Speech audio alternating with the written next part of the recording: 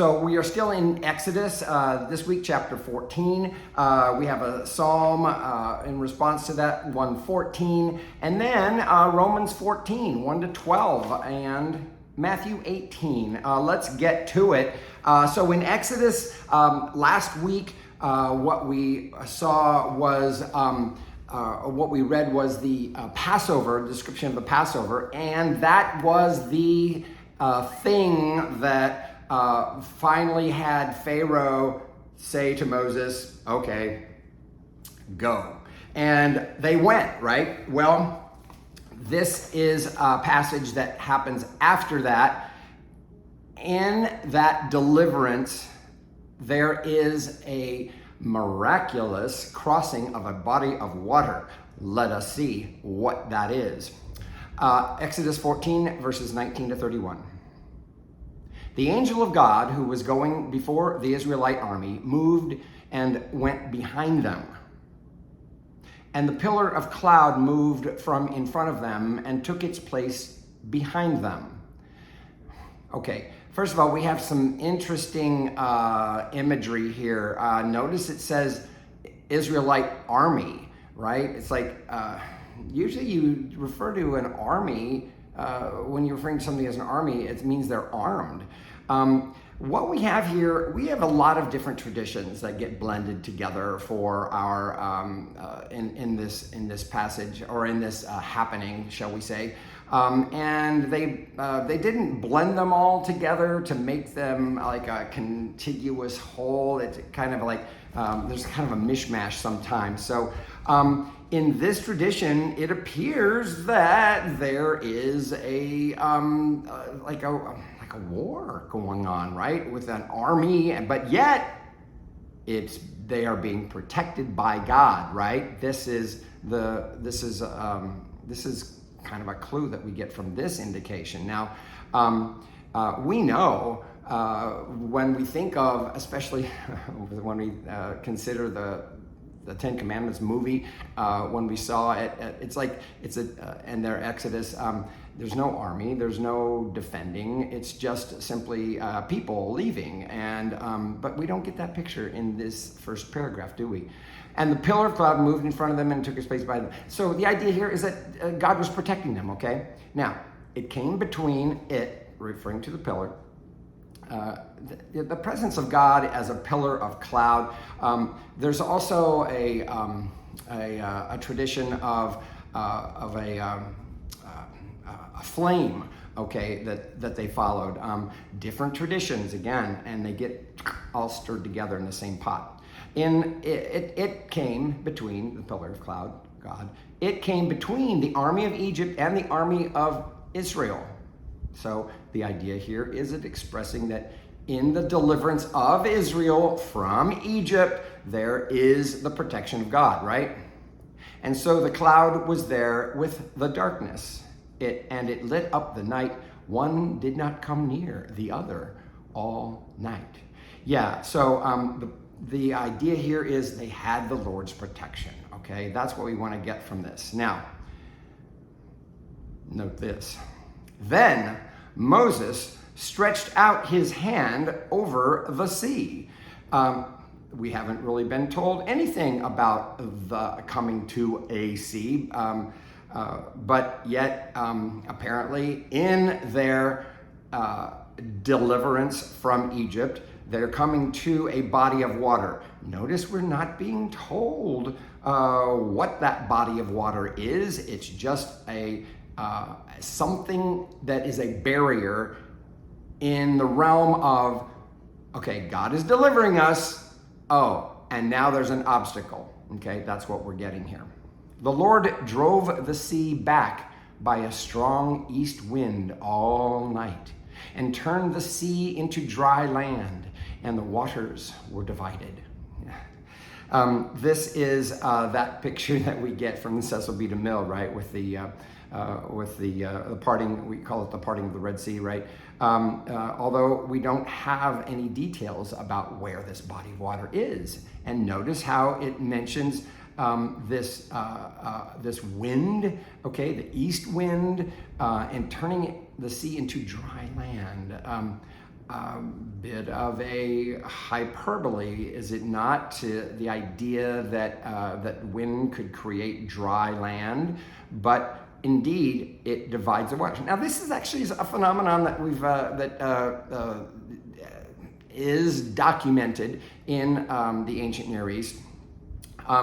But what we definitely don't have here is the kind of picture that we get in our Cecil B. DeMille Ten Commandments movie, right? The Israelites went into the sea on dry ground. Again, when you are trying to puff up what God has done for you, you're going to exaggerate to the point that you might be pushing the limits of experience. But this is a way of, this is one way of really puffing up and really glorifying our God, right? Yeah, they went into the sea on dry ground, the waters forming a wall. Get this, for them on their right and on their left. Quite an exaggerated picture, yes? The Egyptians pursued and went into the sea after them. All of Pharaoh's horses, chariots, and chariot drivers. Okay, all, okay, well, apparently this is another bit of a hyperbole, right? Exaggeration. At the morning watch, the Lord, in the pillar of fire and cloud, looked down upon the Egyptian army and threw the Egyptian army into panic. So remember, this is a story of how the Lord effected a, we can use the word miraculous, escape, okay? He clogged their chariot wheels so that they turned with difficulty. Interesting. I thought it was dry land, right? Yeah, exactly. The Egyptians said, "Let us flee from the Israelites, for the Lord is fighting for them against Egypt."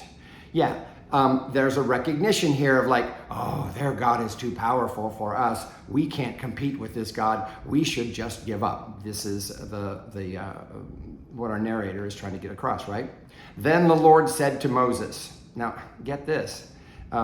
We already had Moses stretch his hand over the sea, and there's a strong wind. Now we get another tradition here mixed in. Then the Lord said to Moses, "Stretch out your hand over the sea, so that the water may come back upon the Egyptians, upon their chariots and chariot drivers." The idea here is that wall of water is about ready to crash down, right? So Moses stretched out his hand over the sea, and at dawn, when did this happen then? Did the miraculous happening happen in the daytime or at night? Okay, apparently it was at night from what we are being told, right? So Moses stretched out his hand over the sea, and at dawn the sea returned to its normal depth.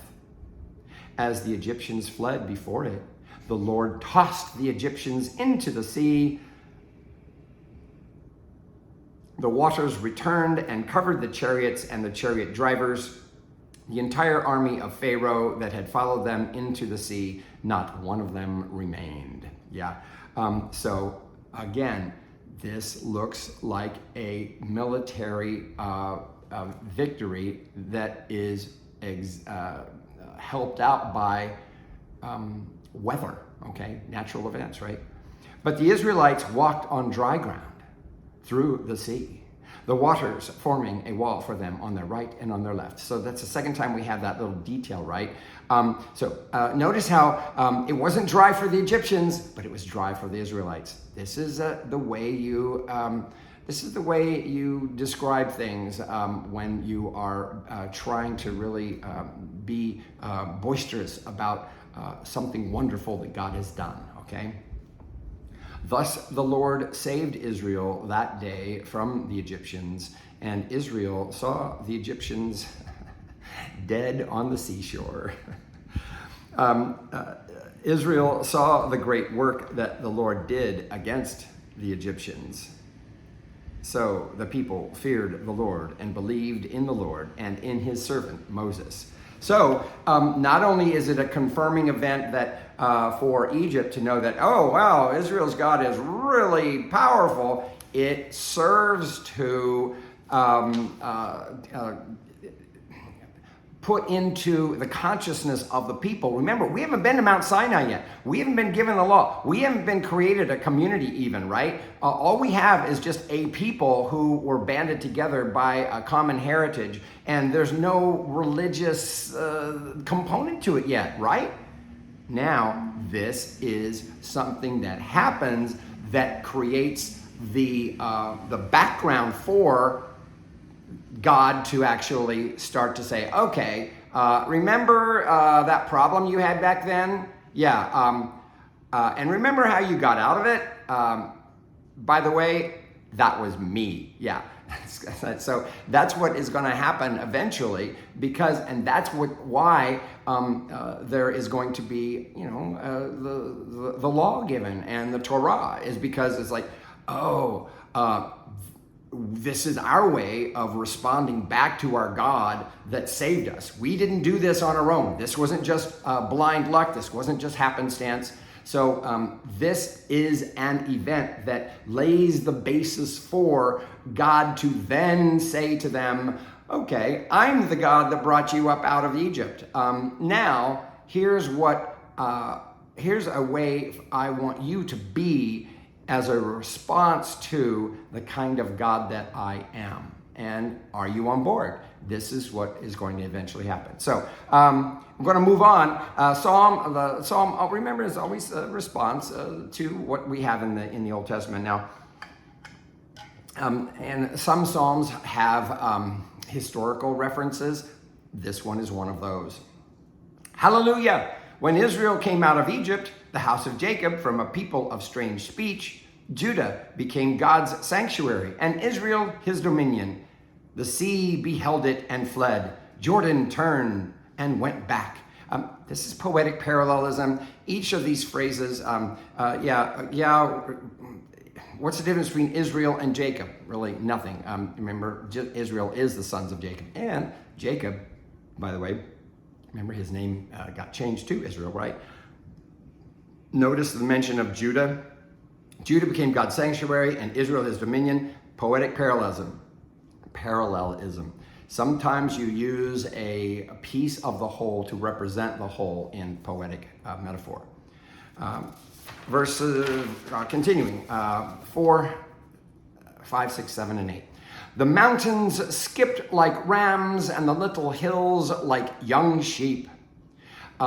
It's not uncommon in Psalms of praise to describe created things, monoliths, as having attributes like animals or people even. The idea being that's how powerful our Creator God is that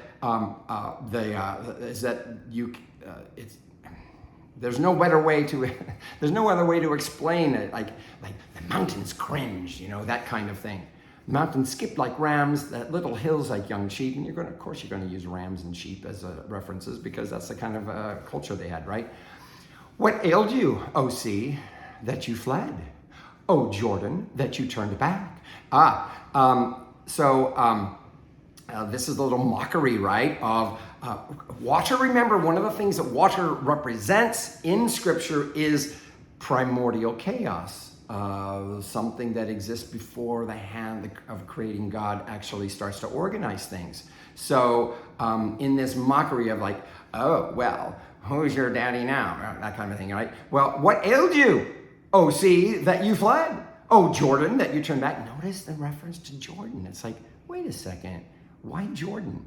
Well, there's going to be another tradition later on when they cross into the promised land of crossing Jordan, and a similar event happens with the waters separating and them crossing, quote unquote, on dry land. Yeah. So there are multiple water crossing traditions in the narrative bailiwick of Israel, right? You mountains that you skip like rams, you little hills like young sheep. Like, what ailed you? Like, it's just mockery. It's like, ha ha ha ha ha. Tremble, O earth, at the presence of the Lord, at the presence of the God of Jacob, who turned the hard rock into a pool of water and flintstone into a flowing spring. Making a mockery of those things that we normally fear and we feel like, oh, this is too big for God to handle. Praise be that we don't have that problem. Not with this God. Yeah. All right. Moving on. Romans chapter 14, verses 1 through 12. Remember, we are getting toward the close of Romans. There's only 16 chapters. And in chapter, the last few chapters, he's been exhorting them, preaching them, giving them like things like, be good people for a change. After he was dealing with the differences between the Christian Jews and the Gentile Christians. Get this. Welcome those who are weak in faith, but not for the purpose of quarreling over opinions. Some believe in eating anything, while the weak eat only vegetables. Okay, now we don't know that he's necessarily talking about the Judaic dietary restrictions. Remember, Paul himself is Jewish, and he had followed those things, right? But one of the things that Paul was big on was don't lay an encumbrance before other people. Don't let your quibblings over these little minutia details, don't let that be a barrier for fellowship. This is where he's going. By the way, this is not a putting down of people who are vegetarian or vegan. That is not what is going on here. It's simply something that we want to realize that we don't want to make that a demarcation of whether somebody is good or bad. This is what he's trying to say. Those who eat must not despise those who abstain. Remember, one of the things that the Pharisees and the elders and the opponents of Jesus accused him of was he eats and drinks, right? And Paul, as opposed to John the Baptist, who was more of an ascetic, right? Jesus demonstrated he was not an ascetic, all right? Those who eat must not despise those who abstain, and those who abstain must not pass judgment on those who eat, for God has welcomed them. Who are you to pass judgment on servants of another? It is before their own Lord that they stand or fall. And notice that word Lord is not the word for God, it's master, okay? Like that which rules them, their rule of life, if you will. Some people have a rule of life, okay? A rule of life is like guidelines that people put into effect that keeps them the way they know they need to be. Paul is saying, you know what? That's okay if people have that, but we're not going to make that a test of fellowship. Yeah. It is before their own Lord that they stand or fall, and they will be upheld, for the Lord, notice the capital L, is able to make them stand. Okay, so Paul is saying that, for whatever people choose as a rule of life, don't let that, don't see that as like, oh, they're just bad people, and gosh, that's weird. How can they be so weird? Well, Paul is asking us to actually respect that. Yeah. And he goes further. Some judge one day to be better than another, while others judge all days to be alike. Now, we don't know if he's talking about the Sabbath and the fact that the non-Sabbath days and the differences between the Gentiles and the Jews. We don't know. We just know that this is one of those things that people will point to and say, oh, this is more important. This is a festival. This is not. He is arguing for that we not make that a barrier, okay? Let all be fully convinced in their own minds. Paul is not being a libertarian here. What Paul is doing here is stating that, hey, there's a lot of room inside the grace of God for people's predilections. Those who observe the day, observe it in honor of the Lord. Also, those who eat, eat in honor of the Lord, since they give thanks to God, while those who abstain, abstain in honor of the Lord and give thanks to God. Dietary restrictions and such, whatever floats your boat is basically what Paul is saying here.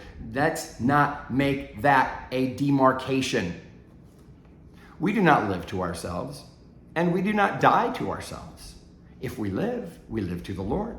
And if we die to the Lord. So then, whether we live or whether we die, we are the Lord's. For to this end, Christ died and lived again, so that he might be Lord of both the dead and the living. One of the things that is a common theme in Paul is, you got to keep in mind, he's trying to describe what is available to us now because of the resurrection, and this is where he's going with that. And he's basically saying, hey, everything that needs to have happened transactional wise, it's been done, and we don't need to redo that. Okay, we need to just accept what God has done in Jesus, in the cross, in the resurrection, and don't start building up barriers because of that. For to this end, Christ died and lived again, so that he might be Lord both of the dead and the living. Why do you pass judgment on your brother or sister? Why do you despise your brother or sister? For we will all stand before the judgment seat of God. Yeah. Right? I think I've made that point, right? As I live, says the Lord, every knee shall bow to me, and every tongue shall give praise to God. Yeah,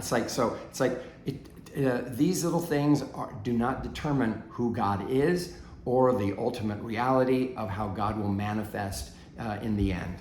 So then, each of us will be accountable to God. Yeah. Let that be something, especially when we hear of people who, in other faiths, when they they have a strange practice of what they might wear or what they might say or do, or little whatever motions they might make, or foods they might eat, or beverages they will or won't consume. Paul's point is clear, is it not? Don't let that be a test of fellowship. The same Lord is Lord of them as well.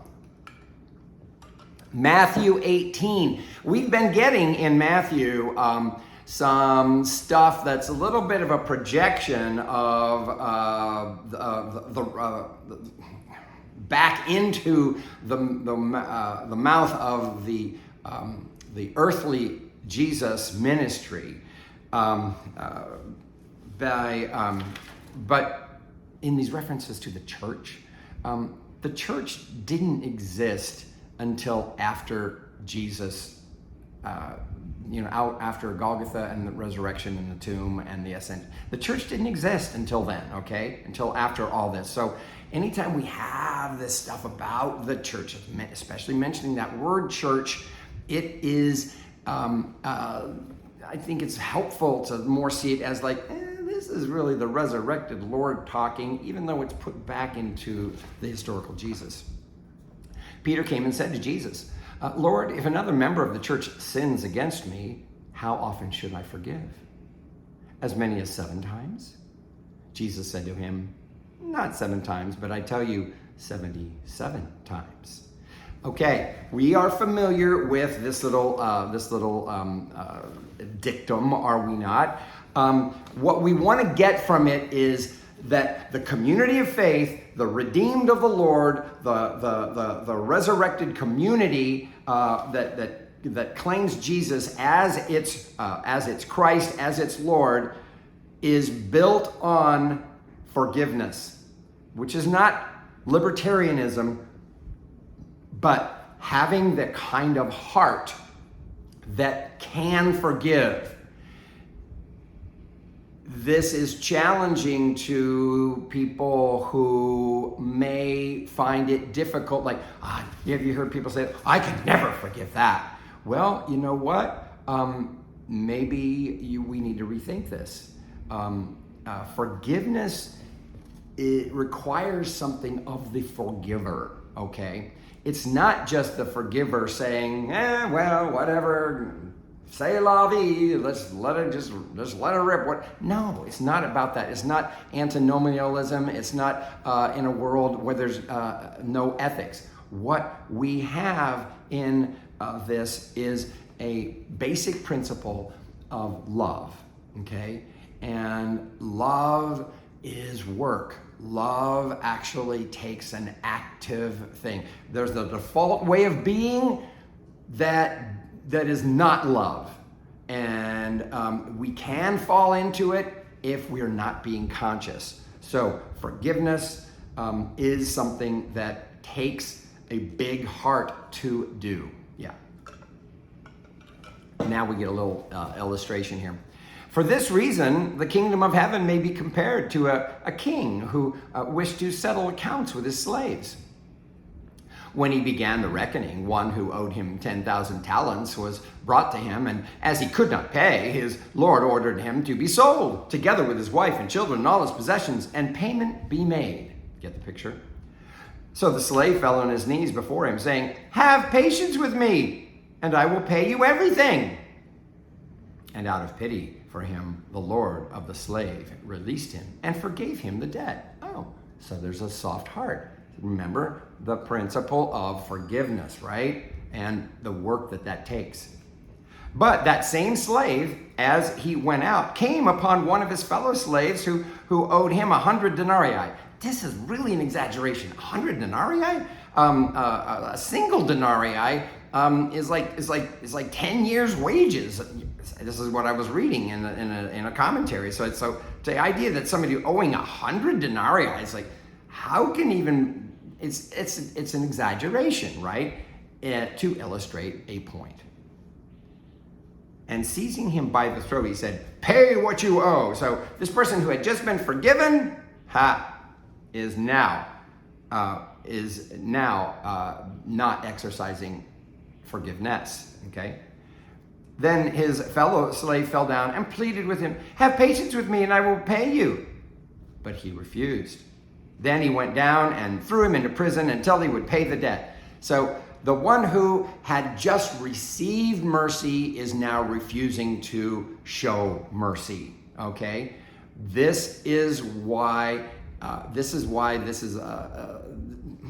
gets back to the fact that it takes a big heart. It takes a huge human being to actually forgive. Okay?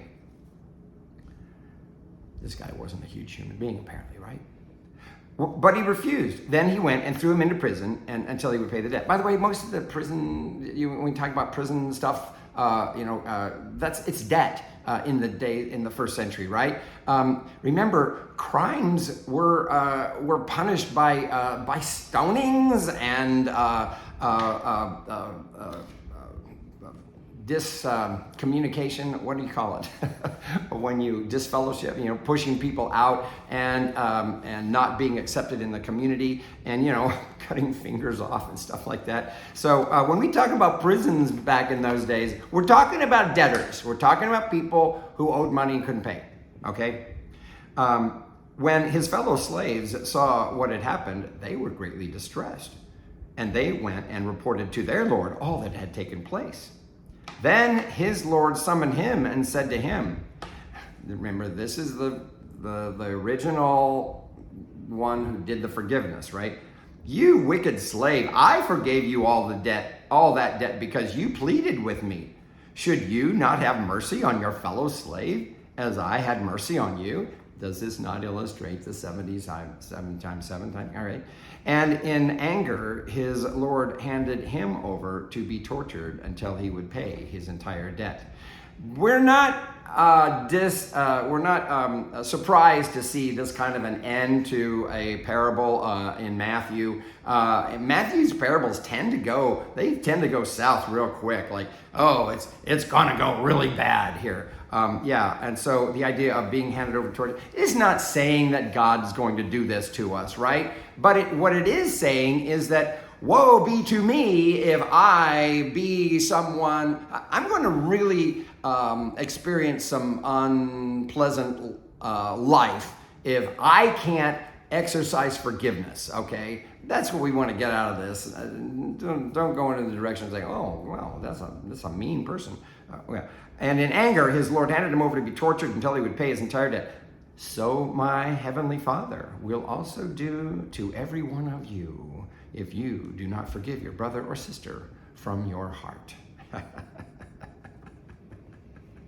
Yeah, so I hope you get the point, okay? We've had other places in Matthew where Jesus' stories will end with, things like, where the worm dies and something, and the fire is never quenched and the worm never dies, and where there be weeping and gnashing of teeth, and those kinds of things. It is illustrating for us that when we refuse to be the kind of people we are supposed to be in the world, you know what? We're not going to experience the blessings, the wonderfulness of what it means to be a child of God. And this is what's at stake. So get that you are risking your experience of life, as wonderful as it may be, if you aren't willing to have this kind of heart, a heart like God has, which is the kind of heart that is willing to forgive. That's all I'm going to say about this right now. Like I said, I still got to write a sermon. I don't know which passage I'm going to do it on. But that is it for this week's Power Bible Study. Until next week, peace.